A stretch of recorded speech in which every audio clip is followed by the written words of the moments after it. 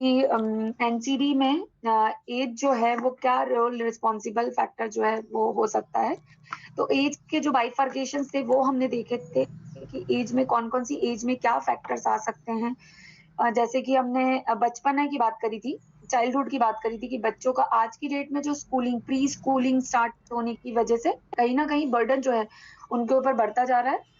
School में proper nutrition available ना होना, संक्रमित पानी, इन्फेक्टेड या पॉल्यूटेड वाटर ड्रिंक करने की वजह से बच्चों में इन्फेक्शन जो है वो इजीली कैचअप कर ले रहे हैं और लॉन्ग टर्म में लंबे समय में धीरे धीरे जाकर वही चीजें जो है वो पुरानी बीमारियों में कन्वर्ट हो जा रही थी। ठीक है, इसी हिसाब से हमने किशोरी अवस्था में भी देखा कि क्या फैक्टर्स हो सकते हैं। फिर उसके बाद मिडिल एज की हमने बात करी थी। उसके बाद हमने ओल्ड एज जो कि रिटायरमेंट की एज होती है उनकी हमने बात करी कि ओल्ड एज में किस तरीके से रिटायरमेंट एक इजी टास्क नहीं होता है किसी भी व्यक्ति के लिए जो पूरी तरीके से रूटीन और डिसिप्लिन लाइफ जी रहा हो एक टाइम शेड्यूल में फिक्स रहने के बाद उनके साथ भी एक कुछ डिस्टरबेंसेस जो है वो आना स्टार्ट हो जाते हैं, प्रॉब्लम फेस करने लग जाते हैं। आर्थिक समस्या के साथ साथ उनके साथ इमोशनल डिस्टरबेंसेस जो है वो भी क्रिएट होना स्टार्ट हो जाते हैं और फिर फिजिकल एक्टिविटीज निल हो जाने की वजह से भी व्यक्ति जो है वो कहीं ना कहीं क्रॉनिक डिसीजेस जो है वो अपने अंदर डेवलप करना शुरू कर देता है। ठीक है, अब हम आते हैं इसके बाद जो हमने क्वेश्चन जो इसमें पढ़े थे कि क्या क्या रीजन हो सकते हैं, उसके बाद आता है आहार और जीवन शैली। हर किसी को पता है, आप सबको पता है कि आहार आई थिंक ये आहार वाला हम लोगों ने थोड़ा सा स्टार्ट करा था। मेरी आवाज सही से आ रही है? Yes ma'am, yes ma'am. ठीक है, ये मैम ठीक आ रहे हैं। ठीक है। आहार की हम लोगों ने बात करी थी कि मुख्य तौर पर या मेन रीजंस पे अगर हम देखें कि संक्रमण या इन्फेक्शंस जो हो रहे थे और जिनकी वजह से डिसीज डेवलप हो रही थी उसकी वजह से जो डेथ रेट हाई या ऊंची जो डेथ रेट होती जा रही थी, हाई रेट पे जो नोट डाउन की जा रही थी गवर्नमेंट के द्वारा, वो कहीं ना कहीं ये देखा गया कि एनसीडी डेवलप होने के पीछे का जो मेन कारण हो रहा था वो आयु के अलावा, अगर आयु के समय जो एक एज होती है और एज अकॉर्डिंगली अगर किसी व्यक्ति की रहने का तौर तरीका रहे, शैली रहे, जीवन शैली, और उनका जीवन शैली के अलावा अगर उनका आहार डाइट जो है उसके हिसाब से ही रहेगा तो व्यक्ति जो है वो लंबे समय तक स्वस्थ रह सकता है। ये आप सब जानते हैं। फॉर एग्जाम्पल एक बच्चे को न्यूट्रिशन रिक्वायरमेंट जो है वो बहुत ज्यादा हाई होती है क्योंकि वो एक डेवलपिंग एज में रहता है, ग्रोइंग एज में रहता है, उसको अब ग्रो करना है तो न्यूट्रिशन रिक्वायरमेंट बहुत ज्यादा हाई उसको चाहिए।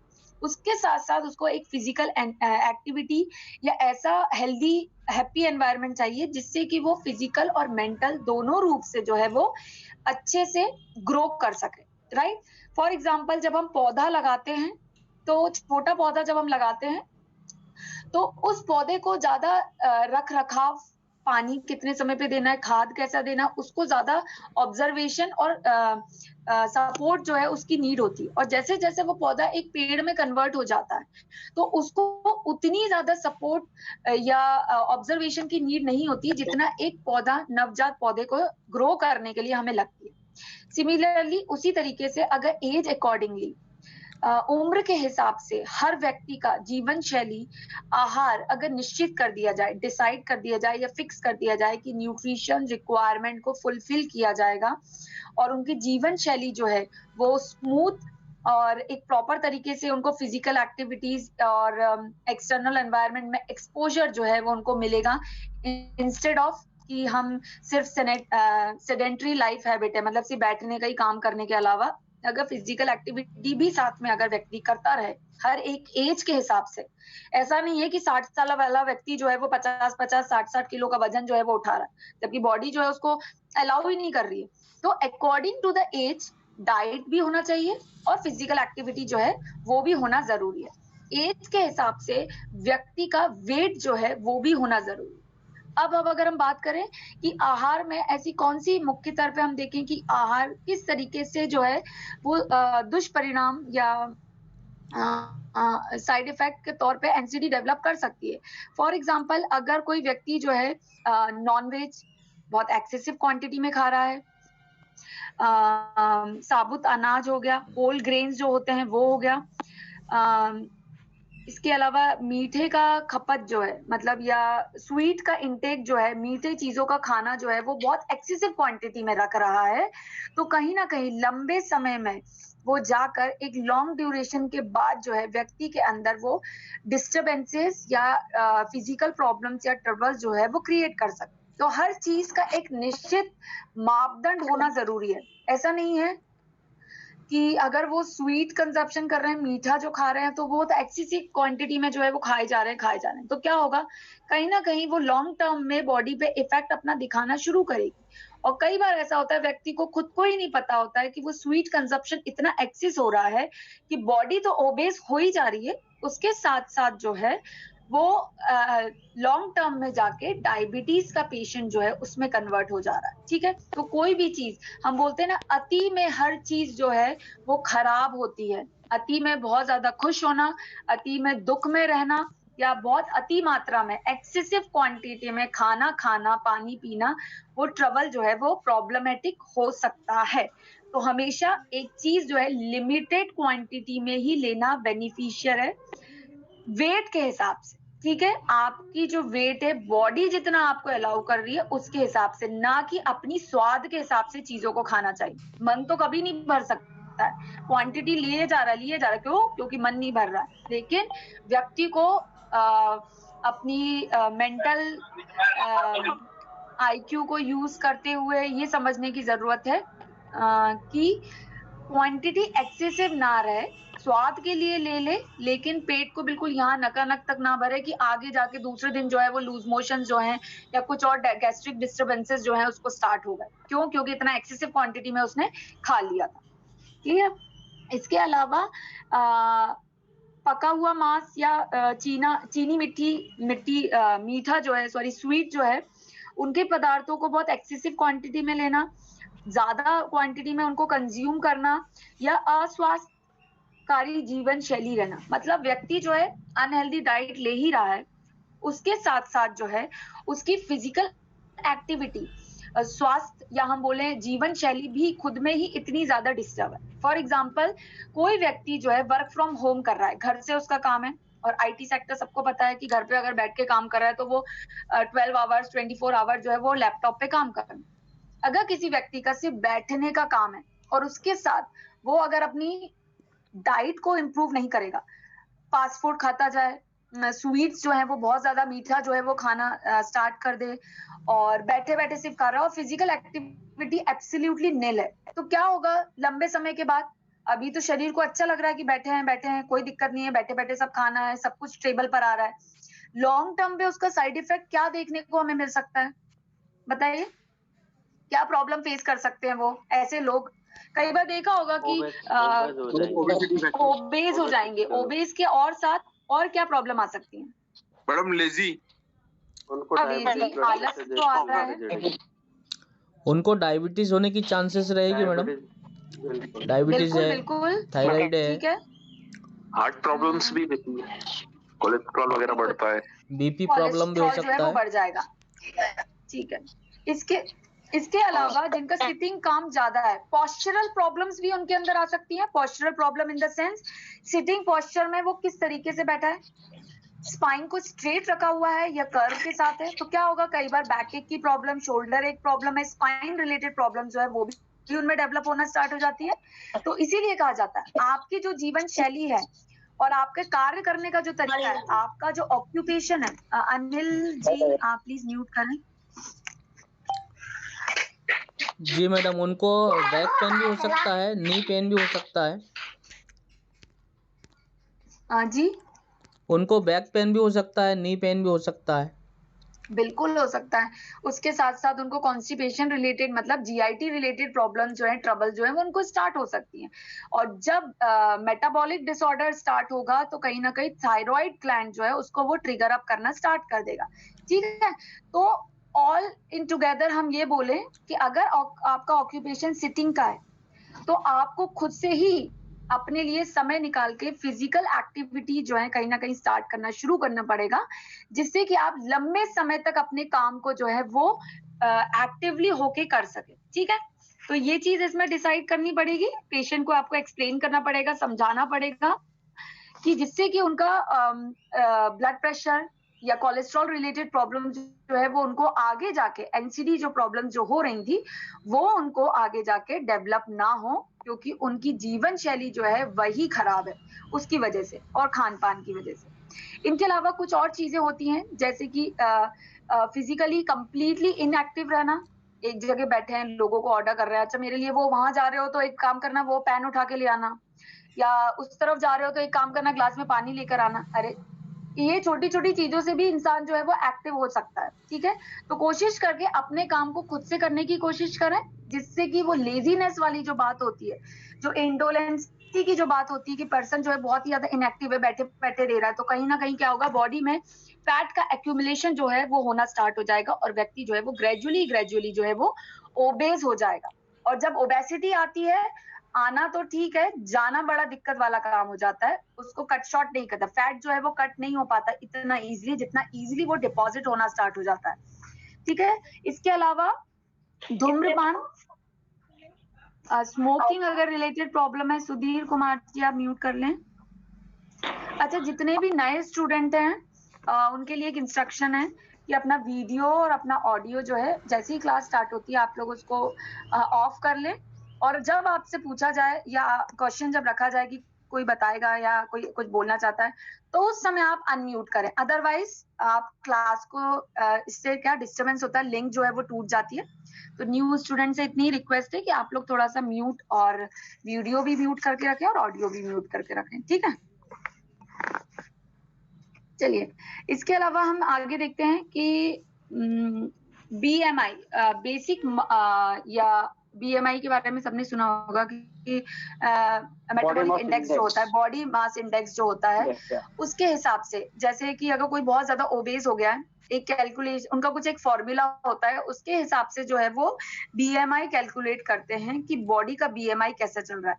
अगर बॉडी का बीएमआई जो है बहुत ज्यादा डिस्टर्ब्ड है तो व्यक्ति जो है वो ओबेस होता जाएगा। तो कई बार आपने सुना होगा कि डॉक्टर साहब मैं खाता तो इतना नहीं हूँ, लेकिन मैं अगर पानी भी पी लेता हूँ ना तो मुझे पानी भी शरीर को लग जाता है और मैं मोटा हो जाता हूँ। दैट मीन्स कि उसका मेटाबॉलिक डिस्टर्बेंस तो चल ही रहा है और बीएमआई जो है वो भी उसका बहुत ज्यादा डिस्टर्ब है कि थोड़ी चीज कंज्यूम करने पर बॉडी जो है इजीली वेट पुट ऑन कर लेती है। अब कई लोगों का बीएमआई जो है बहुत ज्यादा डिस्टर्ब होता है कि वो कितना भी खा लें वो बॉडी वेट जो है वो गेन कर ही नहीं पाती। तो दोनों ही सिचुएशन जो है कहीं ना कहीं एनसीबी को वेलकम करने के लिए रिस्पॉन्सिबल है। अंडर वेट होना एंड ओवर वेट होना दोनों ही प्रॉब्लमेटिक सिचुएशन है जो कि व्यक्ति को डिसीज करने के लिए, लॉन्ग टर्म में क्रॉनिक डिसीजेस डेवलप करने के लिए रिस्पॉन्सिबल होती हैं।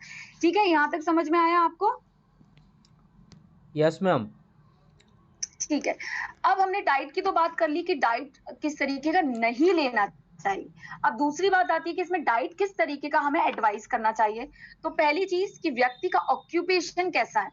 अगर किसी व्यक्ति का बहुत हार्ड वर्क या फिजिकल एक्टिविटी बहुत एक्सेसिव कर रहा है, जैसे कि लेबर्स को अगर हम देख लें, जो मिस्त्री होते हैं जो मकान बनाने का या वजन ढोने का काम करते हैं, अगर आप उनको बोले नहीं आपको तो लिमिटेड डाइट इतनी 2 रोटी ही खानी है, तो उस व्यक्ति का तो काम नहीं चलने वाला है। क्यों? क्योंकि उसकी बॉडी को एनर्जी की रिक्वायरमेंट है और वो उतना एनर्जी कंज्यूम कर वजन उठा के चल के उसको इजिली बर्न आउट कर रहा है, जला दे रहा है, ठीक है, उसको इजिली बर्न कर रहा है। तो बॉडी जो है वो एक्टिव है, उसको एनर्जी रिक्वायर्ड है और एनर्जी यूटिलाइज करने के लिए उसको बर्न करना जरूरी है। तो आपको ऑक्यूपेशन के हिसाब से आप उनको डाइटरी एडवाइस कर सकते हैं। किसी का अगर सिटिंग हैबिट है और जीआईटी रिलेटेड इश्यूज चल रहे हैं या डिस्टर्बेंसेस आ रहे हैं, तो बेस्ट है कि advice them for the fibre rich diet. Fibre rich diet जो होते हैं वो उनको एडवाइस करिए, जैसे कि होल ग्रेन्स में हमें मिलता है, अंकुरित चने में मिलता है, अंकुरित दालों में मिलता है, चोकर वाले आटे में मिलता है। जो चोकर आप लोगों को मेरे ख्याल से पता होगा, जो छान के जो चोकर निकाला जाता है आटे में से, उसे ना निकाल के उसको ही आटे के साथ गूंथ लिया जाए, जो कि बहुत अच्छा फाइबर का सोर्स है, ठीक है। इसके अलावा फाइबर रिच वेजिटेबल्स आती हैं, जैसे कि गिलकी होगी, लौकी होगी, या गिलकी की फैमिली वाली जितनी भी आती है, तुरई होगी, टिंडे हो गए, ये जो है वो फाइबर रिच डाइट में आते हैं। मेटाबोलाइज इजीली हो जाते हैं, इजीली डाइजेस्टेबल होते हैं और डाइजेशन में इश्यूज नहीं क्रिएट करते हैं। इनको बर्न करने के लिए बहुत हैवी एक्सरसाइजेस जो है वो रिक्वायर्ड नहीं होती। इसके अलावा सीजन के अकॉर्डिंगली आप उनको डाइट एडवाइस कर सकते हैं। जैसे कि गर्मियों का सीजन आता है तो आमतौर पर क्या चीजें हमारे इंडिया में प्रचलित है, क्या चीजें लेना शुरू कर देते हैं हम लोग? मैडम ककड़ी, खीरा, राइट, वेरी गुड। खीरा, आपको पता है खीरा कितना अच्छा विटामिन बी का सोर्स है। पूरे विटामिन बी जो है, विटामिन बी कॉम्प्लेक्स जो कैप्सूल आप खाते हैं, उसी तरीके का कैप्सूल जो है वो विटामिन बी का कैप्सूल हम बोलते हैं अगर किसी चीज को, तो वो होता है खीरा। क्यूकम्बर हाईली वाटर कंटेंट होता है और उसके साथ साथ विटामिन के बी के सोर्सेज जो हैं उसमें हायर क्वांटिटी में पाए जाते हैं। तो जिनमें विटामिन बी की डेफिशिएंसी कई बार देखने को मिलती है, तो वी एडवाइज देम कि उनको कुकुम्बर जो है वो खीरा लेना जो है वो स्टार्ट कर देना चाहिए। इसके अलावा और क्या ले सकते हैं? फाइबर रिच है, इजिली डाइजेस्टेबल है, डाइजेशन को प्रॉपर रखता है, मेटाबॉलिज्म प्रॉपर रखता है वो, और मोशन रिलेटेड या कोई भी और रिलेटेड प्रॉब्लम जो है वो नहीं करता। लौकी का और जूस क्या आप मैडम, एडवाइस कर सकते? लौकी का जूस। और गर्मियों में क्या लेना शुरू करते हैं आप? गन्ने का जूस। मैडम गन्ने का जूस, नारियल पानी, और ठंडा क्या? कोल्ड ड्रिंक, खरबूज, रेडिश, छाछ, दही, मौसमी का बिल्कुल जूस। सही। छाछ की बात कर रही थी मैं। बटर मिल्क जिसे हम इंग्लिश में बोलते हैं, मठा भी बोला जाता है इसे। देखिए आप लोगों ने देखा होगा बहुत सी जो मौसमी का जूस मैम। हाँ, बहुत बढ़िया, मौसमी का जूस भी आप ले सकते हैं, सीजनल फ्रूट आप। मैं यहाँ पर एक चीज एडवाइस करना चाहूंगी, जूसेस के अलावा, जूसेस के कंपैरिजन में आप अगर व्यक्ति को साबुत फ्रूट खाने के लिए एडवाइस करेंगे तो उससे क्या बेनिफिट हो सकता है बताइए? जूस लेने के कंपैरिजन में होल फ्रूट लेने का क्या बेनिफिट है? फाइबर भी मिलेगा उसे। वेरी गुड, फाइबर मिलता है। तो आप जूस क्या होता है, एक बार में एक व्यक्ति कितने संतरे खा सकता है? नॉर्मल मैडम मैं 20 खाता हूँ। नहीं, नॉर्मल में बात करें तो 20 तो बहुत एक्सेसिव क्वांटिटी हो जाती है। 4-5 मैक्सिमम मिनिमम की अगर हम बात करें 2 या 3 कोई व्यक्ति जो है वो खा सकता है, अगर बहुत अच्छा उससे लग रहा है, जिसका चॉइस ऑफ इंटरेस्ट है। और वहीं पर अगर हम जूस निकालने की बात करें तो 1 ग्लास संतरे का जूस निकालने के लिए कितने संतरे लग जाएंगे? कम से कम 5 मैडम। 5 से 6 संतरे, से 6 संतरे जो है ना, इतने संतरे जो है वो लग जाते हैं। साथ में इतना 6 संतरे एक बार में, एक सिटिंग में कोई नहीं खा सकता है, राइट?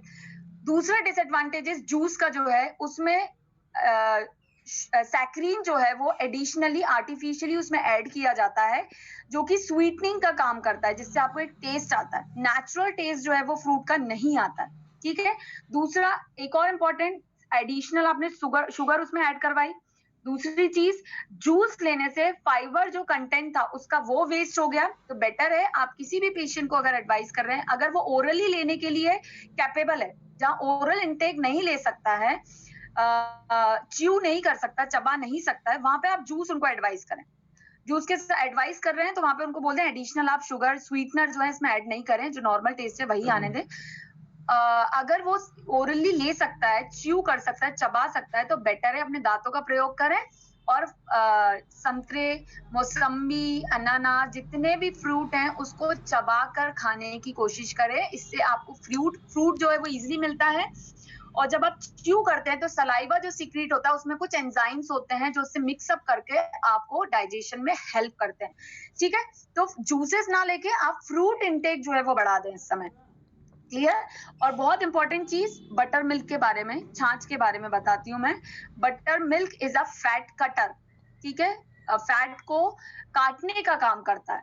तो इसीलिए गर्मी के दौरान आपने देखा होगा कि बटर मिल्क जो है वो दही को जो मथने के बाद जो पानी जैसा हिस्सा जो निकलता है उसे हम बोलते हैं छाछ या मठा या बटर मिल्क बोलते हैं। मीठा ना लेते हुए इसको थोड़ा सा सॉल्टी जो है वो लिया जा सकता है। खाने के बाद या खाने के साथ जब इसको लेते हैं तो ये डाइजेशन को इम्प्रूव करता है, और डाइजेशन जब इम्प्रूव होता है तो ये एनर्जी इंस्टेंट जो है वो प्रोवाइड करेगा। फुलफिल की फीलिंग जो है वो प्रोवाइड करवाता है कि हाँ मेरा पेट जो है वो भर चुका है। एक्सेसिव क्वांटिटी में जो है वो सॉलिड डाइट की जगह लिक्विड डाइट जब जाती है तो फैट जो है वो कटना स्टार्ट होता है। ठीक है, इसी के साथ खरबूजा या तरबूज, वाटरमेलन और मस्क मेलन जो होते हैं, ये दोनों भी वाटर के बहुत अच्छे सोर्सेज हैं। इनके साथ साथ ये जो है फाइबर के भी बहुत अच्छे सोर्सेज होते हैं। इंस्टेंट एनर्जी, स्वीट, क्योंकि ये फ्रूट रिलेटेड है तो इसमें स्वीट जो है वो नेचुरल स्वीट, फ्रूट स्वीट जो है फ्रुक्टोज के नाम से जो होता है वो इसमें पाया जाता है, जो कि एनर्जी प्रोवाइड करने का काम करता है। तो आपको according to the situation, according to the weather, occupation, आप व्यक्ति को जो है वो डाइट एडवाइस कर सकते हैं जो कि हेल्प करेगा उसको एक स्मूथ हेल्दी लाइफ जीने के लिए। ठीक है, तो यहाँ पे डाइट इतना बड़ा योगदान जो है वो निभाता है। ठीक है, साथ में उनको आप मोटिवेट करेंगे। देखिए गर्म पानी वाला जो तरीका है ना, गर्म पानी लेना, जो किसका है, गुर्जर जी, राजेश गुर्जर जी का इसमें क्वेश्चन है कि गर्म पानी जो है वो फैट काटने का काम करता है। तो ऐसे तो लोग फिजिकल एक्टिविटी बिल्कुल ना करें, सिर्फ गर्म पानी पीते रहें तो फैट बिल्कुल नहीं कट होगा, या बटर मिल्क ही सिर्फ लेते रहें, फिजिकल एक्टिविटी बिल्कुल ना करें तो भी फैट जो है वो कट नहीं होगा।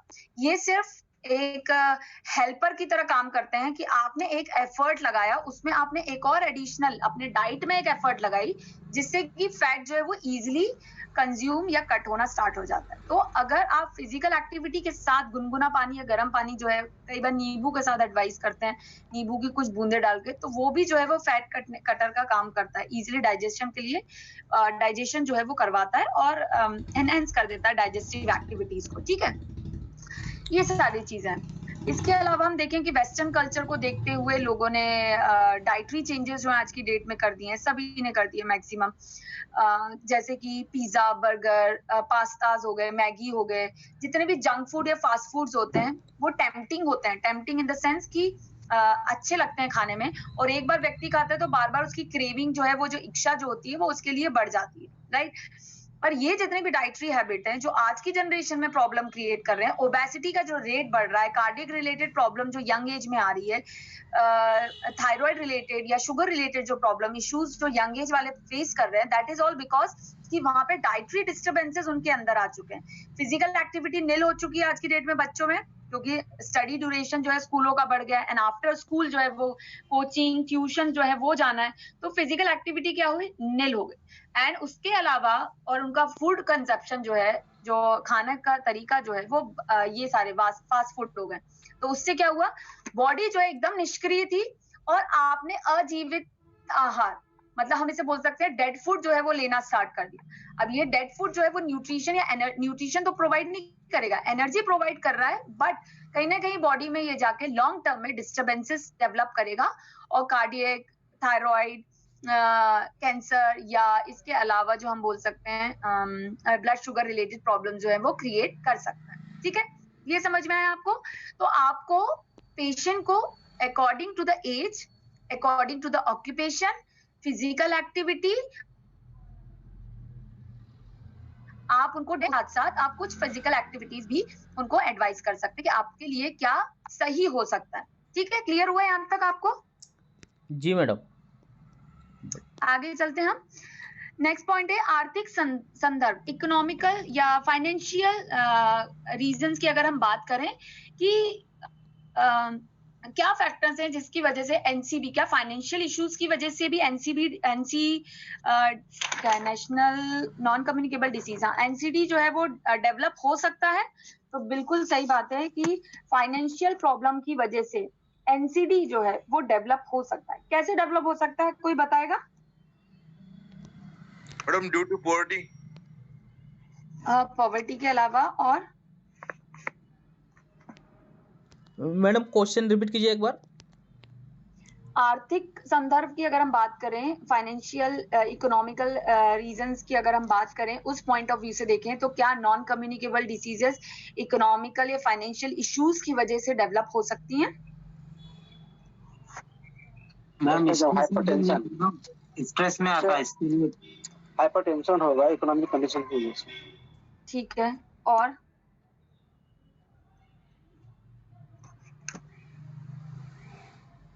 ठीक है, चलिए हाइपरटेंशन होगा, वो तो एक रिजल्ट आ गया।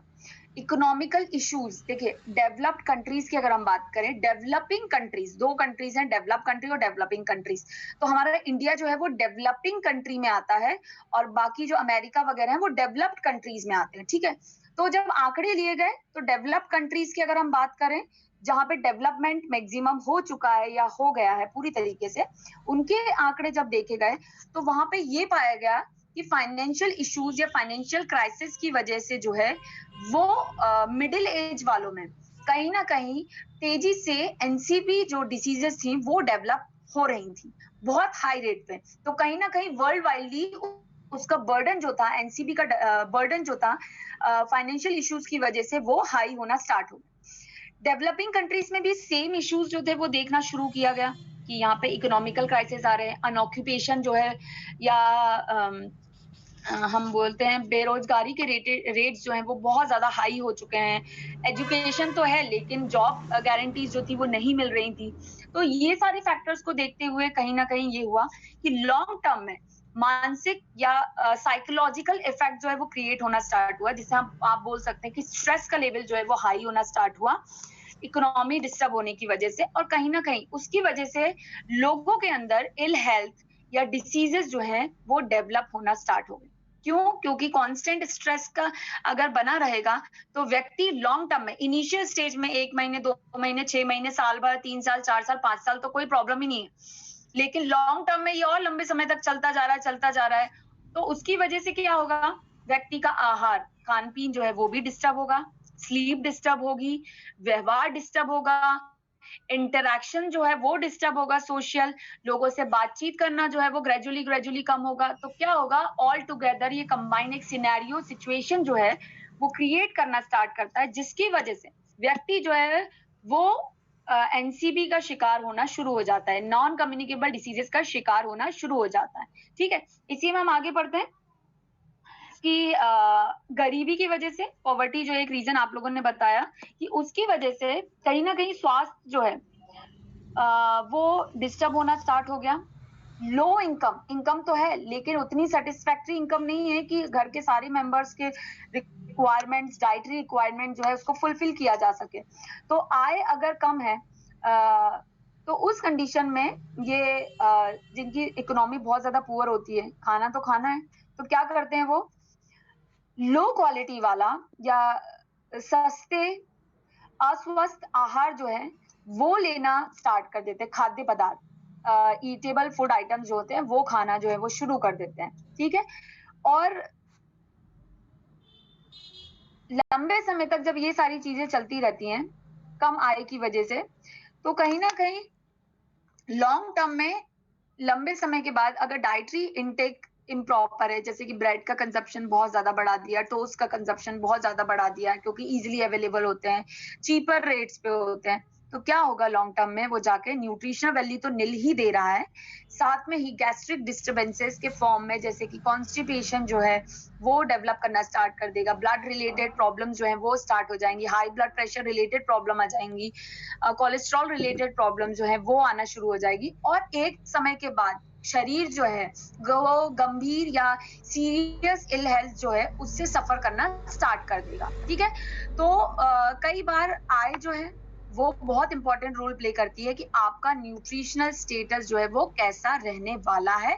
और जब आपका न्यूट्रिशनल और डाइटरी हैबिट आपकी बहुत अच्छी होती है तो आपका स्वास्थ्य जो है वो भी अच्छा होता है। और जहां पे पुअर होना स्टार्ट हो जाता है तो कहीं ना कहीं लॉन्ग ड्यूरेशन में वो शरीर पे उसके दुष्परिणाम जो है वो दिखाना शुरू कर देता है। ठीक है, अब हम इसी की बात करते हैं, इसी में आगे चलते हुए कि जहां पर व्यक्तिगत व्यवहार, पर्सनल बिहेवियर की अगर हम बात करें और जीवन शैली लाइफ स्टाइल की अगर हम बात करें के अलावा एनसीडी को प्रभावित करने वाले कुछ और महत्वपूर्ण या इंपॉर्टेंट रीजंस जो हैं वो देखे गए, जैसे कि सामाजिक, जैसे हम बोल सकते हैं सोशल फैक्टर्स, दूसरा राजनीतिक फैक्टर्स, ठीक है, जिसे हम बोल सकते हैं पॉलिटिकल फैक्टर्स, तीसरा आर्थिक प्रणालियां, फाइनेंशियल फैक्टर्स जो हैं, ये कुछ चीजें हैं जो कि एनसीबी को बढ़ावा देने के लिए रिस्पॉन्सिबल है। ठीक है। अदर फैक्टर्स के साथ साथ ये कुछ और फैक्टर्स जो है एडिशनली एड ऑन हो गए, जिनका रोल देखा गया एनसीडी को डेवलप करने के लिए, या एनसीडी जो डिसीजेस हैं उनको डेवलप करने के लिए कुछ और फैक्टर्स भी देखे गए। सामाजिक सोशल फैक्टर, जब सोशली सबको पता है कि सोसाइटी किस तरीके से रिएक्ट करती है जब आपकी परिस्थितियों के बारे में पता चलती है। कुछ लोग होते हैं हेल्पिंग होते हैं, बाकी जो होता है समाज मजाक और अनसपोर्टिव बिहेवियर, क्रिटिसाइज करना, साइकोलॉजिकल प्रेशर जो है उसको बढ़ा देना, अननेसेसरी का प्रेशर या बर्डन जो है वो उनके ऊपर क्रिएट कर देते हैं। ये कुछ फैक्टर्स होते हैं। राजनीति के पॉलिटिकल, आप सबको ही पता है पॉलिटिकल क्या क्या क्राइसिस और क्या क्या इश्यूज जो हैं जो पब्लिक फेस करती है कई बार। इसके अलावा खुद के फाइनेंशियल कंडीशंस, ठीक है, किस तरीके की है, क्या क्राइसिस आ रहे हैं। फॉर एग्जाम्पल जो आप लोगों ने कोविड के टाइम पर देखा था, कोविड के टाइम पे फाइनेंशियल फैक्टर ने कितना इंपॉर्टेंट रोल प्ले करा था, कोई बताएगा? उसमें सबसे ज्यादा सफरर कौन थे? Madam poor pupils are very suffer from that time. City में जो शहर में रहते थे, जिनकी इनकम लो है, जो शहर में रह रहे थे, जिनकी इनकम लो है, रिक्शे वाले हो गए, वो बहुत ज्यादा सफर किए थे लोग। उन्होंने सबसे ज्यादा सफर करा था, जो माइग्रेट कर रहे थे अपनी जगहों से। क्यों? क्योंकि उस समय क्या हुआ था, जो मेन इशू क्रिएट हुआ था सोशल की अगर मैं बात करूं, कि अगर कोई व्यक्ति किसी के अंडर में काम कर रहा है, नौकरी कर रहा था, मजदूर है, तो वहां से मालिकों ने भी हाथ उठा लिया कि नहीं, हम तो आपको पे नहीं कर सकते क्योंकि आप तो अभी कुछ काम नहीं कर रहे हैं। वहां पे सोसाइटी ने कितना रोल प्ले किया? नील रोल प्ले किया। अगर वो उस दौरान उनको कुछ फाइनेंशियल सपोर्ट कर देते तो वो माइग्रेट नहीं करते, और माइग्रेट नहीं करते तो डेथ रेट जो है कहीं ना कहीं, या डिसीज के स्प्रेड होने का रेट जो है वो कहीं ना कहीं लो हो सकता था। राइट और रॉन्ग? Right ma'am, right. जी मैडम, जी मैडम, राइट। तो इस तरीके से सामाजिक रीजंस की अगर हम बात करें या सामाजिक दायित्वों की अगर हम बात करें, वो कितना सिग्निफिकेंटली रोल प्ले कर रहा है इन सब सिचुएशन में, क्राइसिस के सिचुएशन में, और वो पर्सन को कितना हेल्पफुल हो जाएगा, उसको उस बुरी समस्या से या बुरे समय से उभारने के लिए कितना इंपॉर्टेंट रोल प्ले कर सकता है, वो व्यक्ति टू व्यक्ति जो है वो वेरी कर सकता है, इंडिविजुअल टू इंडिविजुअल जो है वो वेरी कर सकता है। तो कोविड के इन्होंने एक एग्जांपल दिया कि कोविड-19 के दौरान जो है कि अफ्रीकन्स के में, अमेरिकन की कंपैरिजन में अफ्रीकन जो लोग थे, क्योंकि वो एक डेंस पॉपुलेटेड एरिया है, बहुत घर जो थे बहुत नजदीक थे, बहुत ज्यादा पास में लोग जो थे वो एक दूसरे के रहते थे, तो कोविड का स्प्रेड जो था वो बहुत इजीली और फास्ट जो वो होने लगा सामाजिक तौर पे अगर हम देखें। तो इस दौरान जो है जैसे पॉलिटिकल अगर हम बात कर लें, जैसे कि लैंड कटिंग जब होती है, जब मकान बनाने या जमीनें जब बिकना शुरू होती हैं, तो एक गवर्नमेंट का ये नजरिया होना चाहिए कि कितने डिस्टेंस पे एक घर जो है वो बना होना चाहिए, जो कि आप कम्युनिटी मेडिसिन में पढ़ते हैं, ठीक है, कि डेंसली अगर पॉपुलेटेड एरिया रहा, जमीनें जो है बहुत पास जो है काट के मकानों में दे दी, तो क्या प्रॉब्लम हो सकती है? प्रॉपर एयर नहीं फ्लो हो सकता है, प्रॉपर सनलाइट जो है वो नहीं मिल सकती है, पॉल्यूशन जो है वो बहुत ज्यादा बढ़ जाता है, ठीक है, हेल्दी एनवायरनमेंट नहीं बचता, ठीक है। तो आपने देखा होगा आफ्टर कोविड जो है वो लोगों ने घर जो है वो आउटर द सिटी के बाहर जो है बनाना शुरू कर दिया, जिससे कि उनको natural air environment, sound free environment जो है और पोल्यूशन फ्री एनवायरनमेंट मिल सके, और डिस्टेंस पे एक घर जो है वो बने रहे, जिससे कि कम्युनिकेबल डिसीजेज या संक्रमण होने के चांसेस जो है उनमें कम होना शुरू हो जाए। तो इन्होंने यही बताया है कि समाज, राजनीतिक और फाइनेंशियल स्थिति किस तरीके से किसी व्यक्ति के अंदर डिसीजेस डेवलप करने के लिए रिस्पॉन्सिबल। तो हर तरीके से साउंड होना जरूरी है, किसी एक व्यक्ति का इसमें रोल नहीं होता है कि सोसाइटी ही सिर्फ रिस्पॉन्सिबल है। इसके अलावा पॉलिटिकल रीजंस जो है वो भी बहुत ज्यादा इंपॉर्टेंट हो जाते हैं, जैसे कि स्लम एरियाज हैं, पता है कि स्लम एरियाज में मकान जो है उन्हें बना के दिए गए, बट स्टिल स्लम एरिया वाले जो है वो स्लम एरिया में ही रह रहे हैं और मकान जो है वो रेंटेड कर दिया। तो क्या हुआ, एनवायरनमेंट जो है वो स्लम एरिया वाला जो पॉपुलेशन जो हटना चाहिए था, जिनको प्रॉपर हाउसिंग मिलनी चाहिए थी, वो हाउसिंग तो मिली लेकिन वो वहां पर शिफ्ट नहीं हो रहा है। तो क्या हुआ, पॉल्यूशन का और हम ये बोल सकते हैं जो डेंसनेस का जो एरिया था वो उतना ही बढ़ा रहा, और इन्फेक्शन जो है वो इजीली स्प्रेड अप होना स्टार्ट हो सकते हैं, या स्ट्रेस का लेवल जो है वो क्रिएट हो सकता है इन सारी सिचुएशन से। ठीक है, क्लियर होगा आप लोगों को? Yes ma'am. जी मैम। अब हम अब हम पर्टिकुलर एक प्रमुख रोगों पे आते हैं जिनकी कैटेगरीज हम लोगों ने 4 टाइप की डिसीजेस जो हमने गवर्नमेंट ने जो कैटेगराइज की थी WHO ने, जिसमें कि प्रमुख तौर पे हृदय रोग हो गया था, हार्ट डिसीजेस हो गई, कैंसर हो गया, डायबिटीज हो गई, ठीक है, या रेस्पिरेटरी रिलेटेड ट्रबल्स।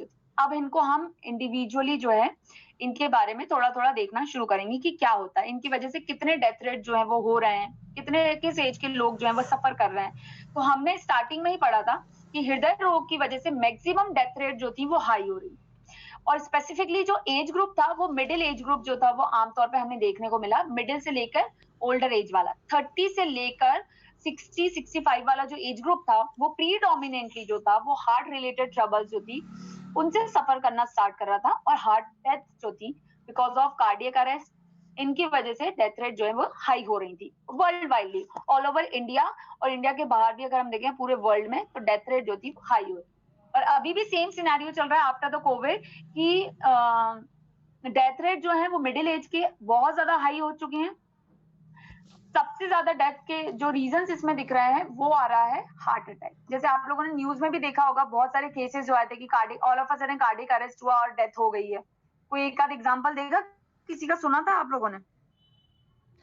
जी मैम, वो इंडस्ट्री में एक्टर हैं जैसे के पुनीत कुमार, हाँ, सिद्धार्थ हो गया, सिद्धार्थ मल्होत्रा का एक्टर था, उसके कोई सिद्धार्थ शुक्ला।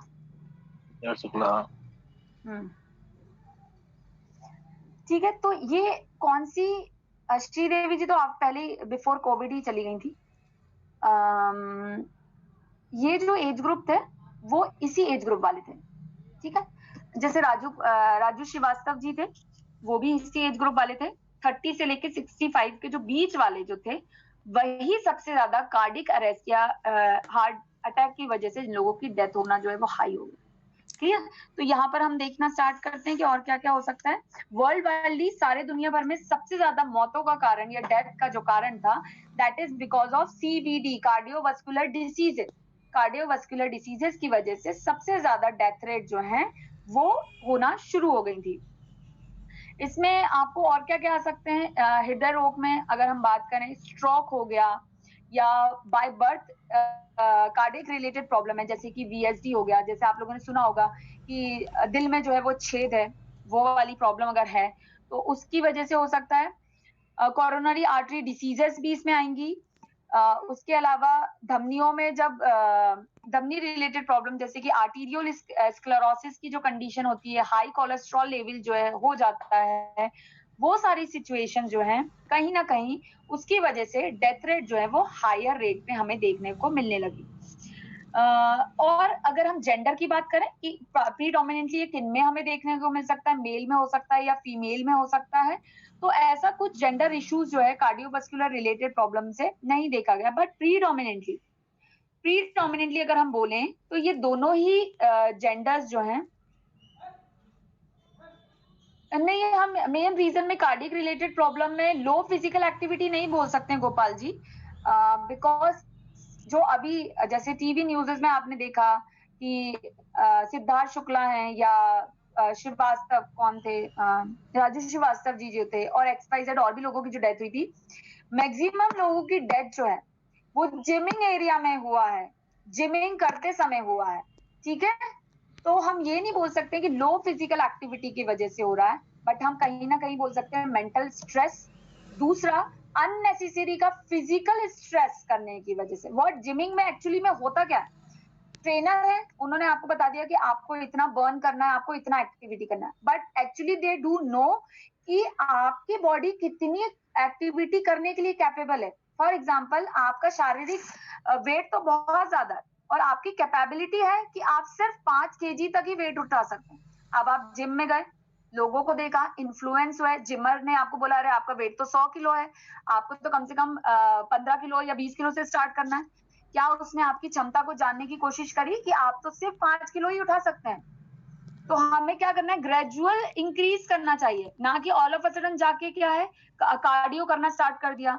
1 किलोमीटर चल नहीं सकते और हमें 10 किलोमीटर चला दिया गया, तो क्या हुआ, अननेसेसरी का जो है फिजिकल स्ट्रेस जो है वो बढ़ना शुरू हो गया, बॉडी के ऊपर अननेसेसरी का प्रेशर जो है वो बढ़ गया। तो क्या हुआ, बॉडी के साथ साथ ऑर्गन लेवल पे जो है उसका कंप्रेशन या इफेक्ट जो है वो देखने को हमें मिल सकता है, जिसकी वजह से डेथ जो है वो all of a sudden cardiac arrest हुआ और व्यक्ति जो है ऑन द स्पॉट जो है वो डेड हो गई। ठीक है मैडम ये कुछ चीजें थी। मैडम एक क्वेश्चन, मैडम वैक्सीनेशन के बाद में ब्लड क्लॉटिंग फैक्टर बढ़ गया है क्या मैडम? नहीं, ऐसा तो कुछ रिसर्च में आया नहीं है कि ब्लड क्लॉटिंग फैक्टर या ब्लड रिलेटेड इश्यूज जो हैं वो आना शुरू हो गए हैं। कुछ लोगों के अपने ही कुछ के, अगर उनके साथ देखिए अगर उनके साथ उनको ऑलरेडी कुछ सिस्टमिक रिलेटेड डिसऑर्डर है, जैसे कार्डियक रिलेटेड डिसऑर्डर हैं या लंग रिलेटेड या ब्लड रिलेटेड या शुगर रिलेटेड कोई इश्यूज हैं, उसके कॉम्प्लिकेशंस में कई बार उनके बॉडी में ही खुद डिस्टर्बेंसेस डेवलप हुए हैं, जिसकी वजह से not because of vaccination but उनके ऑर्गेनिक डिस्टर्बेंसेस की वजह से जो है वो ये प्रॉब्लम आ सकती है, बट वैक्सीनेशन की वजह से नहीं आएंगी। ठीक है मैम, एक प्रॉब्लम ये आई वैक्सीनेशन के वास्ते कि जो मतलब जो व्यक्ति कोरोना से पीड़ित हुआ है या कुछ लक्षण है उसमें, वो लक्षण उसके आगे भी दिखाई दिए, मतलब वो हमेशा ही उस चीज से सफर करता रहा है। हाँ तो वैक्सीनेशन से भी प्रॉब्लम सॉल्व नहीं, उसका मतलब इम्यून सिस्टम जो है वीक हुआ है मैम। बिल्कुल बिल्कुल, इम्यूनिटी रिलेटेड जो है प्रॉब्लम उसकी वजह से ये कई बार इवन आफ्टर कोविड जो है ये इश्यूज जो हैं वो देखने को हमें मिले कि आपने सही बोला है कुमार जी कि ये जैसे कि कई लोगों का अगर स्मेल करने की क्षमता अगर पुअर हुई है तो वो इवन वैक्सीनेशन के बाद रिकवरी के बाद भी वो सेंस ऑफ स्मेल जो है वो प्रॉपर उनका डेवलप नहीं हो पाया। टेस्ट रिलेटेड प्रॉब्लम्स जो आई थी वो भी स्टिल उनका कई बार जो है वो टेस्ट रिलेटेड प्रॉब्लम रिजॉल्व नहीं हो पाया रिकवरी के बाद, फुल प्रिकॉशंस लेने के बाद। वो कहीं ना कहीं बॉडी को हार्म किया है, ये नो डाउट, ये इश्यूज फेस हो रहे हैं और प्रॉब्लम हो रहा है, और जिनको हुए थे वो लॉन्ग टर्म में जाकर उनको रेस्पिरेटरी रिलेटेड प्रॉब्लम जो है कहीं ना कहीं अभी भी थोड़ा सा भी एक्सपोजर हो रहा है तो उनको ये इश्यूज जो है वो फेस हो रहा है।